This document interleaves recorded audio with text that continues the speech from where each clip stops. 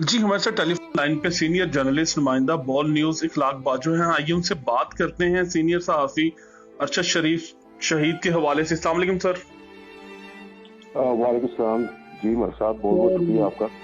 Sir आज बड़ा गमगीन सा दिन है सर, क्या कहेंगे अरशद साहब के हवाले से? एक सीनियर सहाफी को नहत्ते को शहीद कर दिया सर। मलक साहब, ये कत्ल जो है वो पाकिस्तान में आज़ादी इज़हारे राय, इंसाफ और जमहूरियत का कत्ल है बेसिकली। और इस कत्ल पर जितना भी अफसोस किया जाए वो कम है, और जितनी भी मजम्मत की जाए वो भी कम है।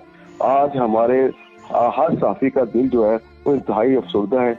अरशद शरीफ ना सिर्फ पाकिस्तान के बल्कि इंटरनेशनल मीडिया में भी एक अपनी पहचान रखते थे। हर एक को अपना नुक्ता नजर बयान करने का हक है, ठीक है।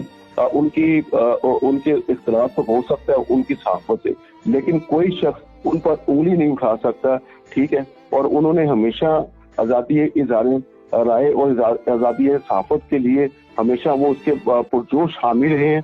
और उन्होंने ना सिर्फ हक सच बल्कि साथी इक़्तिदार और असूलों पर मबनी जो है वो सहाफत उन्होंने हमेशा रखी है। और इस हवाले से जो उनका कत्ल की जब खबर मिली है तो यकीन जानिए कि हमारे जो दिल थे ना वो ऐसा महसूस हो रहा था जैसे कोई अपना सगा भाई जो है वो इस दुनिया से चला गया। और इस दुख और गम की घड़ी में पूरी साफी बरादरी जो है वो उनके अहले खाना के साथ जो है वो खड़ी है। और हम ये समझते हैं कि हुकूमत को जो है वो आला सतही जो आलमी फोरम है उन पर आवाज उठानी चाहिए। और इसका जो तहकीकात है कत्ल की, अगर हादसा है तो वो भी सामने आना चाहिए, और अगर कत्ल है तो वो भी सामने आना चाहिए। आप देखें कि उन्हें पाकिस्तान छोड़कर जाना क्यों पड़ा। ये वो चीजें हैं जिनकी तरफ जो है वो हर जीशूर जो इंसान है वो इस हवाले से जो है वो उंगलियां खड़ी कर रहा है। जी, बहुत शुक्रिया।